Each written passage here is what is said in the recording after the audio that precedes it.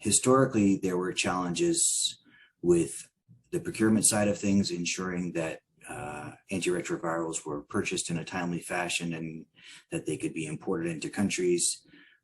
I think more recently, there's been challenges around making sure that the demand is there so that patients who actually need to be on antiretrovirals are going into facilities. And what we've seen more and more in that case is that some of the health facilities where patients would receive their services are somewhat overwhelmed. And so there's been a real push in the last couple of years to look at what are the alternate ways that we could get antiretrovirals to patients. And a lot of work has gone on to come up with things like lockers, where a patient can go and put in a code and get their prescription.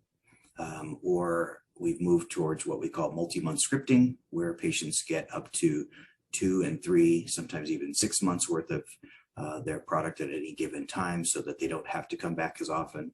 And that works really well if the patient is stable and doesn't have any other opportunistic infections or any other illnesses. But more and more we're pushing and we're trying to encourage to think about some other private sector solutions. The lockers have been one private sector solution. Another might be looking at distribution directly to a patient. It's often predicated on what is the willingness of a given country to work with the private sector. In some cases, that could be the upstream procurement process. How do you ensure that commodities are purchased in a timely fashion and delivered into the country?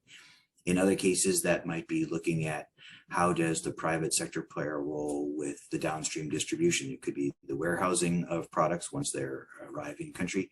It could be the last mile distribution down to a health facility level.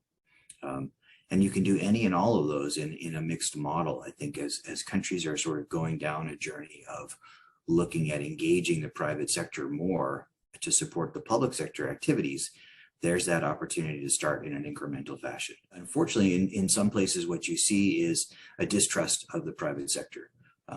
And the only way I can see of breaking that down is by slowly working together. And maybe that is that incremental fashion of outsourcing one piece of the pie at a time, showing that the private sector is a good partner and will provide you good rates in it, good performance indicators, and then over time you grow in comfort.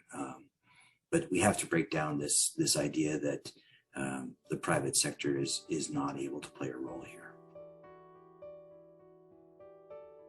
So there's really two large procurement entities. There's the US government and the Global Fund. And they currently operate under different but similar modalities, but not in a combined fashion.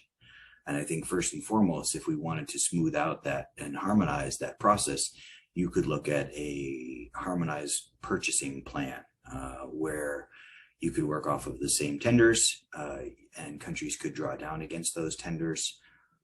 You could look at how do we ensure visibility of information. And the way it currently stands, unfortunately, the Global Fund can't see what the US government is purchasing, and the US government doesn't really see what the Global Fund is purchasing. And we all know that for a supply chain to run optimally, you need that visibility. In an ideal world, we would improve visibility of at least who is ordering as perhaps the first step. And then second, look at how do we harmonize that purchasing process. And again, that could be done through a common tender process where there's just a drawdown and payment is made by the different donor, but working off of the same framework agreement with the supplier. That would make life easier probably for the supplier as well as for a country to just draw down against that.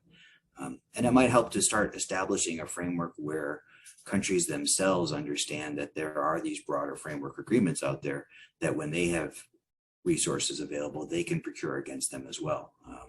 In an ideal world, I think you'd want a framework agreement that was broad enough that whether it was a donor or a country itself purchasing, you can do that.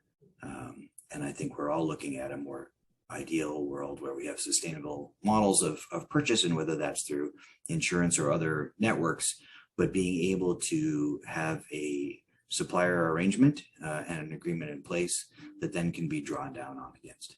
And there's lots of ways to do that. It happens all the time in the public sector and more often actually in the private sector. And there's no reason why we couldn't do it here. The continuous question that we've had for years, but has really been brought to the forefront of where should production happen? Most of the antiretrovirals that the US government or even the Global Fund purchases at this point are often made in India. and then have to be delivered, whether it's across Africa or Asia or the rest of the world. And so the first question becomes, should we bring production closer to where the patients are? And I think the short answer to that is yes.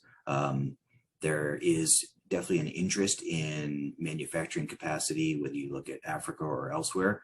I think there needs to be a rationalization of how many facilities. I don't think that every country necessarily needs their own production facility for antiretrovirals.